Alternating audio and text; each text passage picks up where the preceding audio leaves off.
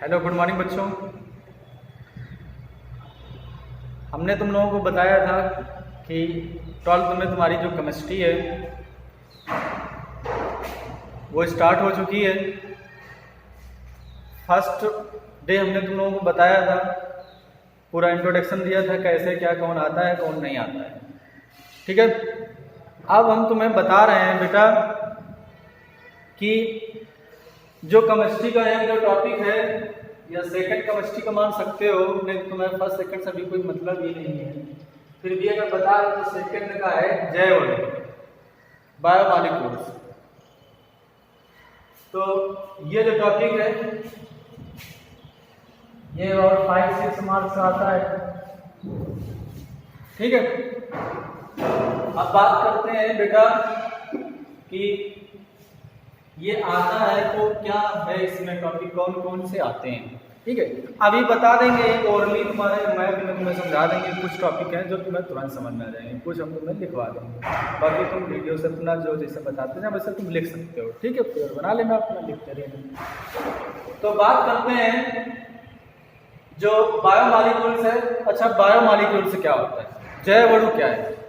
नाम से ही समझ में आता है। देखो, नाम में ही अर्थ होता है, जैसा नाम वैसा काम। तो बात करते हैं, नाम में समझना है जैव। जैव माने जो बायो है, मतलब जो हम लोग जो जिंदा रहते हैं, जो जीवित रखते हैं। अणु मीन्स क्या?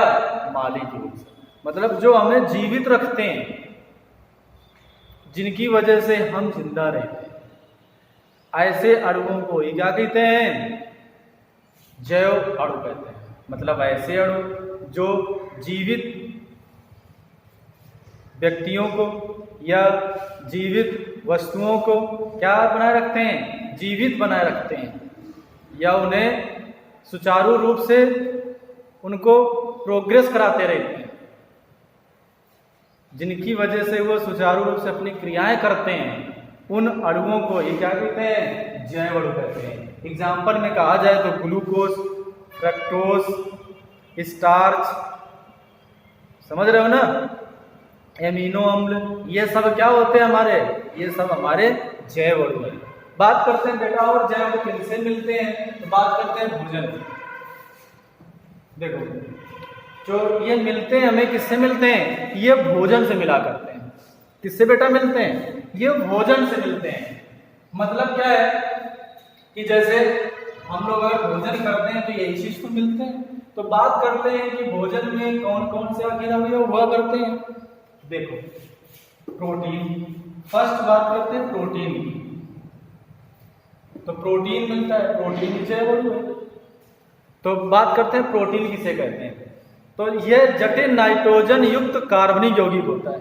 बताओगे प्रोटीन और लिखोगे यह जटिल नाइट्रोजन युक्त कार्बनिक यौगिक होता है, जो किससे मिलकर बनता है? तो इसका संगठन है carbon, nitrogen, oxygen, phosphorus, nitrogen, sulphur, जिसको शॉर्टकट में 54 से कह दिया करते हैं। तो ये carbon, hydrogen, oxygen, phosphorus, nitrogen, sulphur से मिलकर बनता है। क्योंकि क्वेश्चन एक बनाया हुआ है कि प्रोटीन का संगठन बताइए। संगठन माने जिससे मिलकर बना है प्रोटीन। तो प्रोटीन हमारा carbon, hydrogen, oxygen, phosphorus, nitrogen, sulphur से मिलकर बना होता है। नाइट्रोजन की मात्रा इसमें क्या होती है?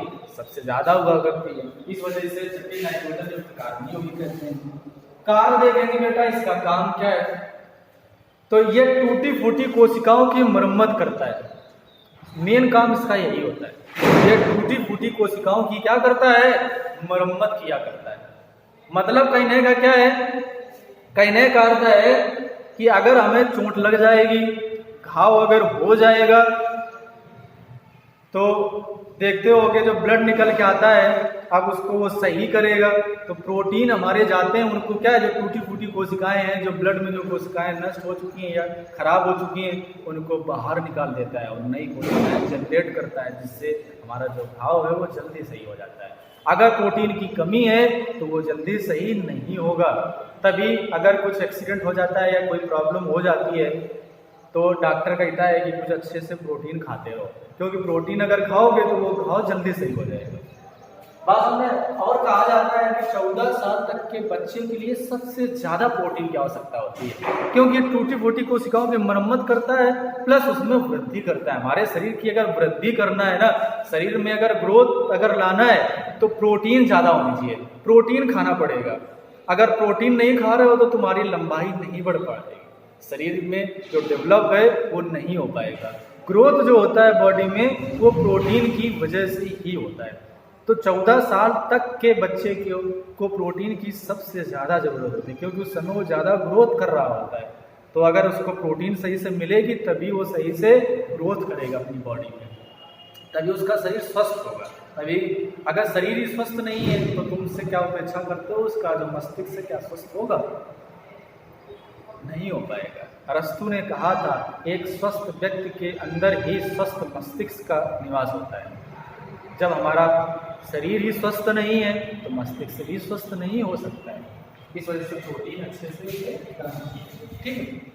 बात करते हैं स्रोत कि कहाँ से मिलता है, तो ये बताएंगे।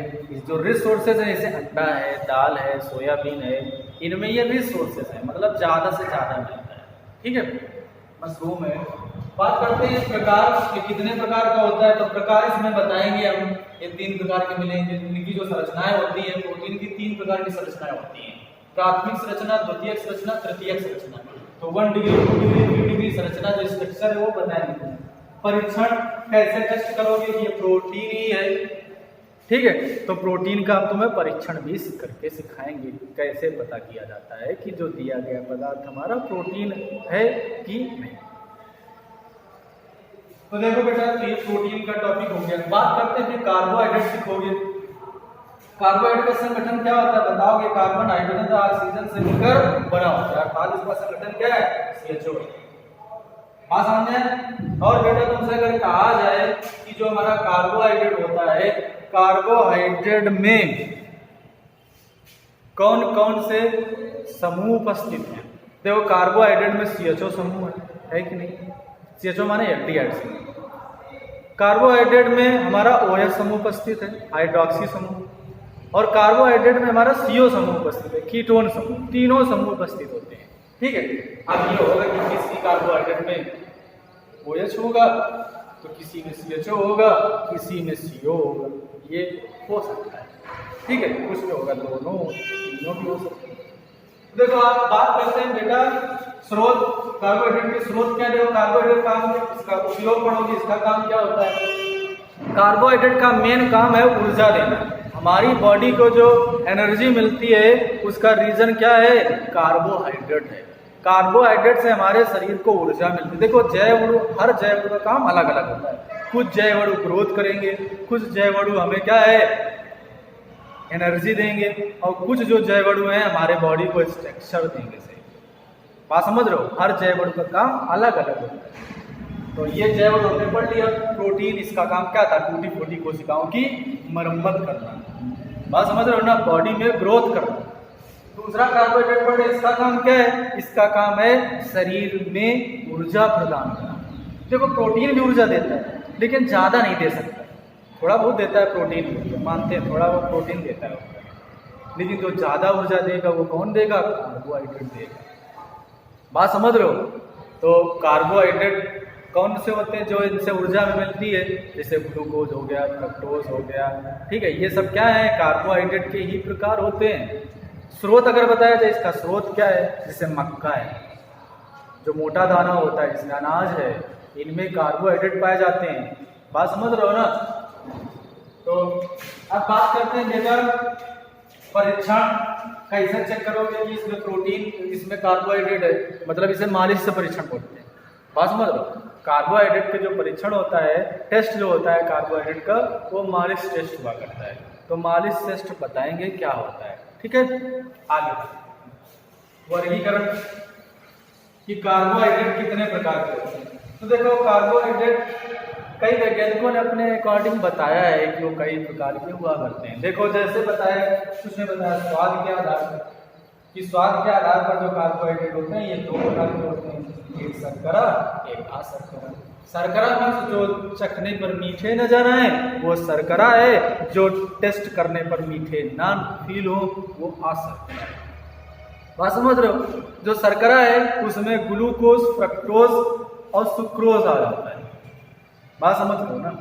ग्लूकोज, फ्रक्टोज और सुक्रोज ये 3 आ जाया करते हैं, बाकी जितने बचेंगे वो अशर्करा होता है। आगे बात करें, जल अपघटन के आधार पर, जल अपघटन के आधार पर, अपघटन माना होता है जल से क्रिया कराना। कौन जल में घुलेगा, कुछ होंगे घुलेंगे, कुछ नहीं घुलेंगे। तो देखो जल अपघटन के आधार पर कई प्रकार के होते हैं। देखो पहले बताएं, जो कार्बोहाइड्रेट होते हैं इन्हें सैकेराइड भी कह सकते हो। कार्बोहाइड्रेट क्या कह सकते हो? सैकेराइड, जैसे मोनोसैकेराइड, डाइसैकेराइड, ट्राइसैकेराइड, टेट्रासैकेराइड, ठीक है, ऐसे पेंटासैकेराइड, ठीक है, और लास्ट में कह सकते हो पॉलीसैकेराइड। देखो मोनोसैकेराइड के अंतर्गत कौन से आते हैं, याद रखना। मोनोसैकेराइड के अंतर्गत ग्लूकोज और फ्रक्टोज आते हैं। क्वेश्चन आ चुका है, कह देगा निम्न में मोनोसैकेराइड है, मोनोसैकेराइड में ग्लूकोज और फ्रक्टोज होंगे, ठीक है। सुक्रोज में हमारा होता है क्या, चीनी होती है। चीनी का फार्मूला होता है C12H12O, और ग्लूकोज फ्रक्टोज का होता है C6H12O6। बात समझ रहे हो ना? तो जो हमारा डाइसैकेराइड है वो चीनी होती है, सुक्रोज। बात समझ रहे हो? जैसे सुक्रोज भी कह सकते हो या डाइसैकेराइड भी कह सकते हो। डाइसैकेराइड हमारा चीनी होता है। मोनोसैकेराइड क्या होता है, ग्लूकोज और फ्रक्टोज। इसके बाद देखो बताएं बेटा, मोनोसैकेराइड हो गया, एक ऑलिगोसैकेराइड होता है, एक पॉलीसैकेराइड होता है। 3 सैकेराइड हुआ करते हैं। मोनोसैकेराइड ये जल अपघटन के आधार पर भी कह सकते हो, मोनोसैकेराइड, ऑलिगोसैकेराइड और पॉलीसैकेराइड। मोनोसैकेराइड में क्या आता है, ग्लूकोज, फ्रक्टोज आते हैं। और बताया जाए डाइसैकेराइड में जिसे बताया जाए ऑलिगोसैकेराइड। ऑलिगोसैकेराइड के जो अणु हैं 2 से लेकर 10 तक के अणु आते हैं, जिसे मोनोसैकेराइड में एक ही अणु आता है, C6H12O6, एक ही अणु होगा।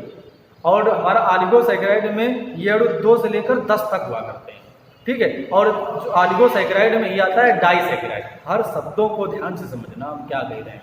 हमने बताया कार्बोहाइड्रेट जल अपघटन के आधार पर अगर कहा जाए तो कार्बोहाइड्रेट को सैकेराइड भी कह सकते हो।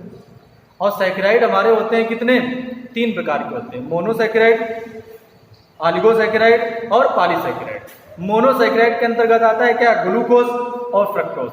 डाइसैकेराइड के अंतर्गत आता है चीनी, और ऑलिगोसैकेराइड के अंतर्गत हमारा डाइसैकेराइड आता है। इसी में ट्राइसैकेराइड, टेट्रासैकेराइड, मतलब 10 तक के अणु आते हैं, और उसमें एक अणु है डाइसैकेराइड। डाइसैकेराइड का जो होता है जो एग्जाम्पल है वो क्या होता है, चीनी होती है, जिसे सुक्रोज भी कहते हैं। एक होता है एक होता है हमारा पॉलीसैकेराइड।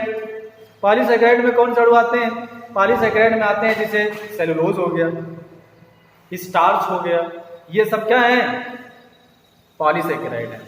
जो स्टार्च होता है, स्टार्च हमारा चावल है, आलू है, इन्हें हिंदी में मंड बोलते हैं, इंग्लिश में स्टार्च कहते हैं, उनमें पाया जाता है। बात करते हैं कि जो स्टार्च हो गया, एक सेलुलोज बेटा होता है। सेलुलोज किसमें पाया जाता है, जो हमारी पादप होते हैं, पादप में पेड़ पौधे, तो उनकी जो छाल होती है वो सेलुलोज की बनी होती है। बात समझ गए? तो ये हमने सैकेराइड को मैं बताया। अब बात करते हैं जल अपघटन के आधार पर कहा जाए तो ये जो सैकेराइड होते हैं अर्थात कार्बोहाइड्रेट होते हैं 2 प्रकार के कह सकते हैं, घुलनशील, एक अघुलनशील। मतलब एक होंगे जो जल में घुल जाएंगे, एक होंगे जो जल में नहीं घुलेंगे। तो घुलनशील कौन कौन से हैं, जैसे ग्लूकोज हो गया, फ्रक्टोज हो गया, चीनी हो गई, ये जल में घुलनशील है। मतलब मोनोसैकेराइड, डाइसैकेराइड जल में घुलनशील शर्कराएं होती हैं। बात समझ रहे हो ना, शर्कराएं भी कह सकते हो या सैकेराइड भी कह सकते हो। और फिर इसके बाद जितने सैकेराइड हैं जो बचे, मोनो डाइसैकेराइड के बाद जितने भी बचे स्टार्च, ये सब क्या होते हैं, अघुलनशील होते हैं। जैसे स्टार्च हो गया, सेलुलोज हो गया। बात समझ रहे हो ना, ये क्या है हमारे अघुलनशील। बात करते हैं अपचयन व्यवहार के आधार पर। अपचयन व्यवहार के आधार पर ये 2 प्रकार के होते हैं, अपचयन शर्करा, अनपचायक शर्करा। अपचयन अगर अपचायक शर्करा, अनपचायक शर्करा। अपचायक शर्करा किसे कहते हैं, अपचायक शर्करा का मतलब होता है क्या, मोनोसैकेराइड, डाइसैकेराइड को छोड़कर जितनी भी शर्कराएं होती हैं वो क्या होती हैं, अपचायक शर्कराएं होती हैं। और जो बचती हैं अर्थात मोनोसैकेराइड, डाइसैकेराइड क्या है, अनपचायक शर्कराएं। ये एग्जाम्पल हो गए, बाकी कुछ लिखने में नहीं आता है, ऑप्शन में यही पूछ जाते हैं। और जो कुछ टॉपिक ये हमारे सैकेराइड वाले हैं ये हटाए गए हैं, ठीक है। बात करते हैं वसा या लिपिड। वसा कह दो या लिपिड कह दो या फैट बोलते हैं। इसका काम क्या है, इसका भी काम है ऊर्जा देना, लेकिन ये ऊर्जा देखो एक बात बेटा याद रखना, हमारी बॉडी को जो ऊर्जा, थोड़ा बहुत जो ऊर्जा देता है प्रोटीन देता है, इससे ज्यादा जो ऊर्जा देता है वसा देता है, और वसा से ज्यादा जो ऊर्जा देता है कार्बोहाइड्रेट देता है। बात समझ रहे क्या कह रहे हैं? शब्दों को समझना, हम क्या तुम्हें समझाना चाह रहे हैं। प्रोटीन से थोड़ा बहुत ऊर्जा मिलती है, प्रोटीन से ज्यादा जो ऊर्जा मिलती है वसा में मिलती है, और वसा से ज्यादा ऊर्जा कार्बोहाइड्रेट से मिलती है। मतलब हमारी बॉडी को जो ऊर्जा ज्यादा जो मिला करती है वो कार्बोहाइड्रेट से मिलती है। लेकिन एक बात तुम्हें बताएं बेटा, अगर मान लो कार्बोहाइड्रेट न हो, रियल में अगर तुमसे कहा जाए तो कार्बोहाइड्रेट से ज्यादा ऊर्जा वसा के पास होती है, कार्बोहाइड्रेट से ज्यादा ऊर्जा वसा के पास है। लेकिन ये हम लोग ज्यादा ले नहीं पाते। जब बहुत ज्यादा आवश्यकता पड़ेगी, अनशन में बैठ जाओगे, तब ये बेचारा बर्न होता है, तब ऊर्जा तुम्हें कार्बोहाइड्रेट से ज्यादा ही ऊर्जा देगा। ठीक है, लेकिन रियल अगर जो डेली लाइफ में कहा जाए तो कार्बोहाइड्रेट ज्यादा देता है। ठीक है, तो वसा कार्य क्या है? ऊर्जा देना और शरीर की सांसें, ये हमारी बाहरी आघातों से सुरक्षा करना। ये चर्बी तो होती है हमारी, जो स्किन है इसके नीचे जो दिख रही है वसा ही तो है। तो स्रोत बताएंगे इसके क्या है। ठीक है, वर्गीकरण जंतुओं से प्राप्त वसा होती है, वनस्पति से प्राप्त वसा होती है। जो जंतुओं से प्राप्त वसा होती है उसमें विटामिन ए होता है, जैसे घी है इसमें होता है। वनस्पति से प्राप्त होती है उसमें कोई भी विटामिन नहीं होता है बेटा। बात करते हैं कि वसा और तेल में क्या अंतर है।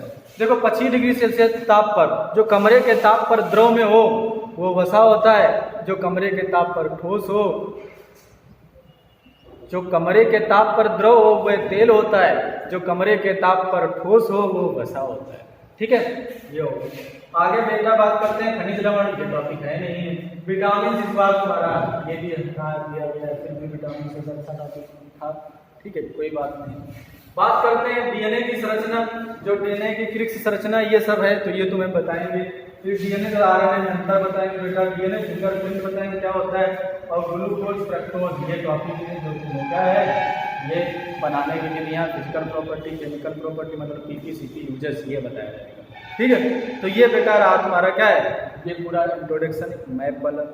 अब इसका कुछ चीज़ें तो हमने पहले से लिखा दिया, मतलब थोड़ा बहुत बताना, नहीं तो हमें कुछ बताने की जरूरत भी नहीं, सब लिख के समझो। अब इसमें हमें क्या लिखना है, उसका बता देंगे। ठीक है, इस प्रकार ये चैप्टर पूरा कंप्लीट होता है।